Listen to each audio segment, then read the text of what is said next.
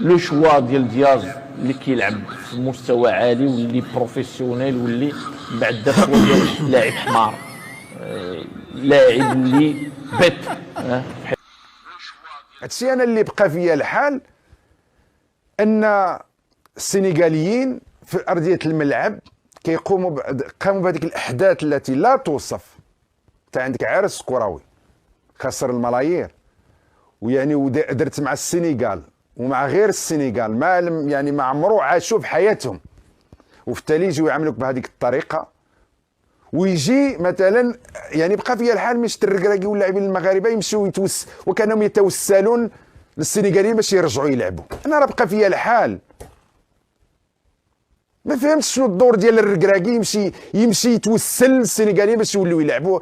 واش داك اخويا انت واش الدور ديالك انت مدرب؟ الا شي واحد يمشي يهضر معاهم راه كاين ممثل ديال الكاف في الملعب. هذه من يعني عاود ما خصناش نصوروا حنايا عاود صوره هلامي، حتى حنا ارتكبنا بعض الهفوات وخصنا نوقفوا عليها باش المره الجايه ما تكررش. حنا كنا نقدروا نفوزوا بالكاس بلا ما نوصلوا كاع البيلانتي، غير هذاك الحدث اللي داروا كان خصنا نجتمعوا نمشيو نبقاو مع بعضياتنا ونطالبوا الحكم انه يصفر اما ضربه جزاء اما نهايه المقابله. هو فقط علاش انا غادي نمشي نبقى نجيبهم؟ علاش انا نبقى نتوسل لهم؟ علاش ما فهمتش انا هذا المنطق هذا.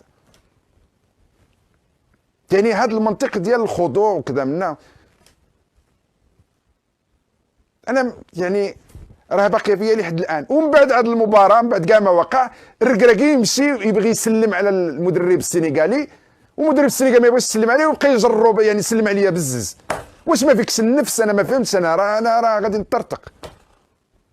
راه خصنا الان مسؤولين اللي فيهم النفس على والغيره على هذه البلاد اللي ما يرضاش. انا ما كنقولش وزير الخارجيه يمكن يدير الدبلوماسيه، انت واش وزير خارجيه؟ انت مدرب خصك تجمع اللعابه ديالك الا عندك شي سلطه عليهم. لاعبين واحد غادي على اليمين واحد غادي على اليسار واحد يرغب فيهم واحد داخل الفيستير تابعهم. هذه من الدروس اللي خصنا نستافدوها من بعد باش راه مشكله.